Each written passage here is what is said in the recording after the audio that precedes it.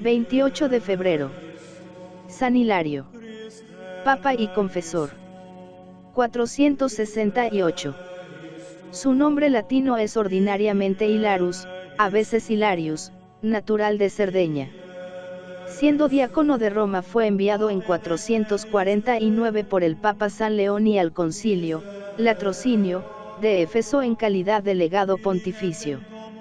Aquí se negó a firmar la deposición de San Flaviano, patriarca de Constantinopla. Temiendo las iras de sus adversarios, Hilario partió ocultamente, llevando consigo la apelación que Flaviano dirigía a San León, texto hallado en 1882 por Amelli en la Biblioteca Capitular de Nevare. Ya en Italia, el enviado pontificio escribió a la emperatriz Pulqueria, informándole de lo ocurrido. Todavía diácono, despliega otra actividad muy distinta, de carácter litúrgico, encarga a un tal Victorio de Aquitania la composición de un ciclo pascual, donde se intenta fijar la verdadera fecha de la Pascua, punto sobre el que aún no estaban de acuerdo griegos y latinos.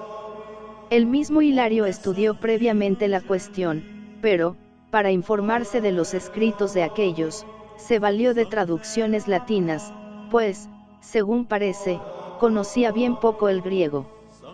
Por lo demás, el cómputo de Victorio fue ley en la Galia hasta el siglo VIII. Hilario sucedió a San León en la sede de San Pedro a fines de 461.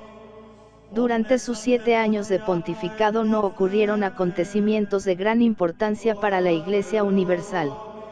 El mérito del santo consiste principalmente en la firme defensa de los derechos de la Iglesia en materia de disciplina y jurisdicción. Ya al año escaso de su consagración, como pastor supremo, tuvo que dirigirse a Leoncio, arzobispo de Arles, pidiendo informes sobre la usurpación del episcopado narbonense, llevada a cabo por Hermes. El Papa se extraña de que, siendo el asunto de la incumbencia de Leoncio, éste no le haya escrito antes sobre el conflicto. Poco después, presente numeroso concurso de obispos reúne en Roma un concilio donde, por bien de la paz, se consiente dejar a Hermes en la sede narbonense, pero, para prevenir futuros abusos, se le priva del derecho de ordenar obispos, derecho que pasa a Constancio, prelado de Usés. La resolución conciliar fue enviada el 3 de diciembre, año 462, a los obispos de la Galia Meridional en una carta donde también se prescribe que, convocados por Leoncio, se reúnan cada año, a ser posible, todos los titulares de las provincias eclesiásticas a quienes se dirige el documento, o sea de Viena, León, 2 de Narbona y la Alpina. En tales asambleas se han de examinar costumbres y ordenaciones de obispos y eclesiásticos, si ocurren causas más importantes que no puedan terminar. Consulten a Roma. Asimismo tuvo que atender Hilario al asunto del arzobispo de Viena, Mamerto, que había consagrado ilegalmente a Marcelo como obispo de Die. El Papa, manteniendo los principios legales y renunciando a imponer penas, supuesta la sumisión del acusado, remite la cuestión a Leoncio, a quien pertenecía en este caso el derecho de consagrar. Abusos semejantes, cometidos en España, fueron considerados en un concilio de 48 obispos que congregó el Papa en Santa María la Mayor, noviembre del 1465. En la carta referente a este sínodo, enviaba a los prelados de la provincia de Tarragona, que previamente habían consultado a Hilario, manda el pontífice, entre otras cosas, primero sin consentimiento del metropolitano tarraconense, Ascanio, no sea consagrado ningún obispo. Segundo, ningún prelado, dejando su propia iglesia, pase a otra. Tercero, en cuanto a Ireneo, sea separado de la iglesia de Barcelona y retorne a la suya. Cuarto, a los obispos ya ordenados, los confirma el Papa, con tal que no tengan las irregularidades señaladas en el concilio.